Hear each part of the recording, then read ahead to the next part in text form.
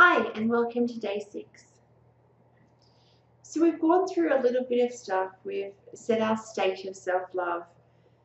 We've built some resources. We've connected to some things. Today I want to talk about those interferences that can get in the way of self-love. So my belief is that we have a core of who we are, and that's that space of self-love. It's that connection to everything and everyone. It's that essence of who we really are. And so what happens to that? Well, we're born into a human body and we have life experiences. So much of our programming comes into that 0 to 7 age range, which is called the imprint period. And that's when so many of our beliefs and our patterns and our values and all those things are created. And so when we're trying to consciously work on stuff, lots of it goes back to then.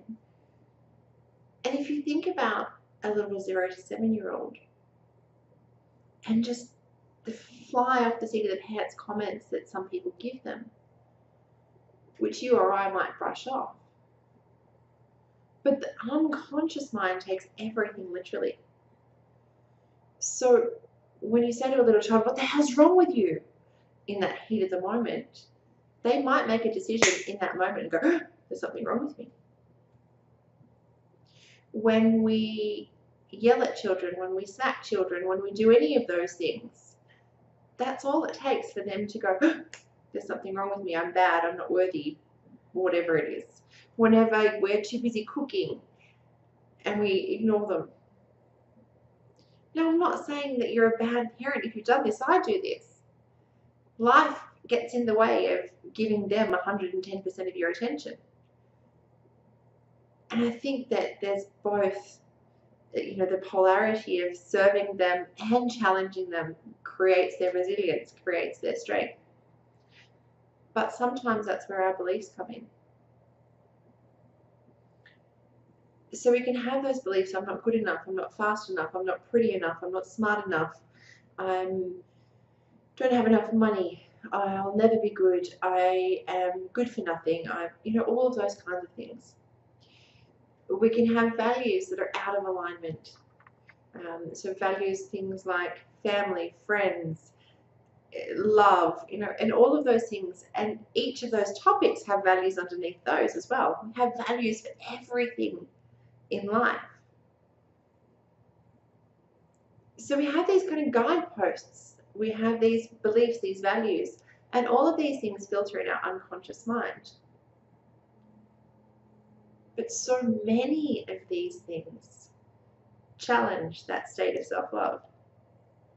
The negative talk, those beliefs, the value misalignment, the trauma that we've been through, the bullying, the sexual abuse, all of those kinds of things leave little scars on our soul or on our psyche.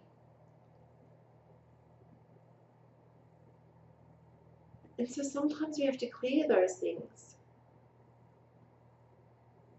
Sometimes we have to forgive ourselves and others.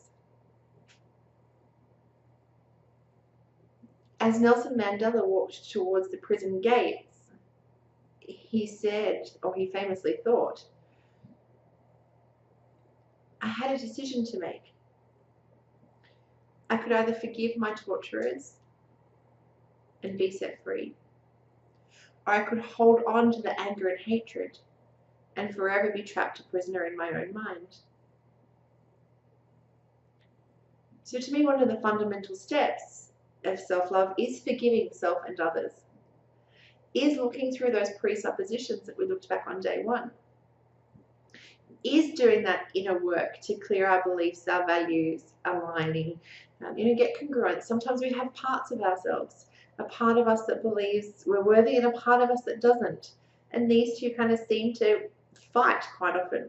And both of these separate parts of ourselves will have their own set of beliefs, their own set of values, their own ideals, but ultimately they're parts of us. So all they want is to be whole and congruent. So that's the kind of inner work that needs to be done. Now, obviously in these 7 days, we can't do all of that. So today, what I want you to start to become familiar with is, what are your negative beliefs that are holding you back? What are some of those limits? Do you believe I'm not good enough? And if you do, how does that impact you? Do you believe you're not worthy? Do you believe you don't have enough money? Do you believe that you're not pretty enough, slim enough, trim enough? Any of those things. And so write them all down, make a list. And begin to consider what you want to believe instead. And how that would change things.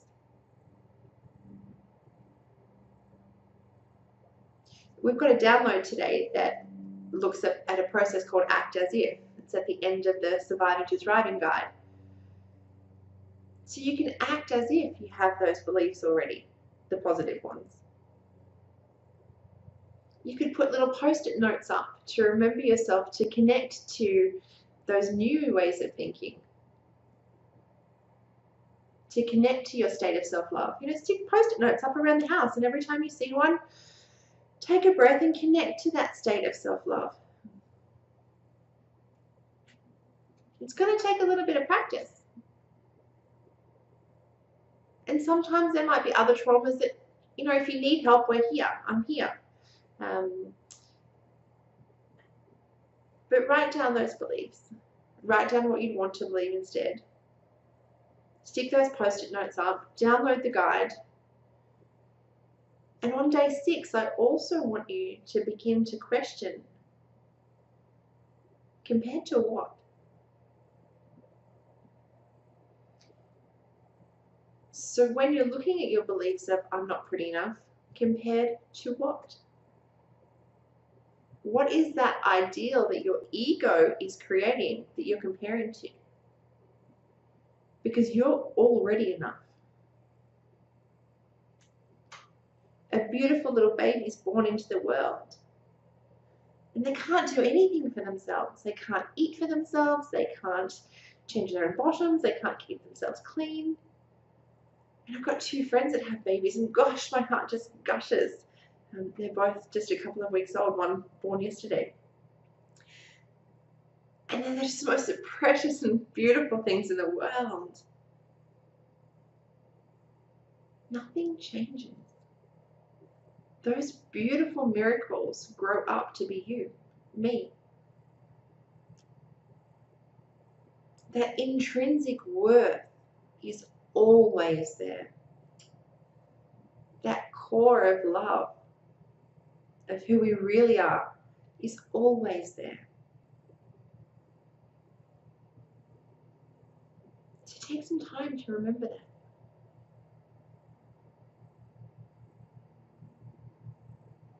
See you tomorrow for day 7.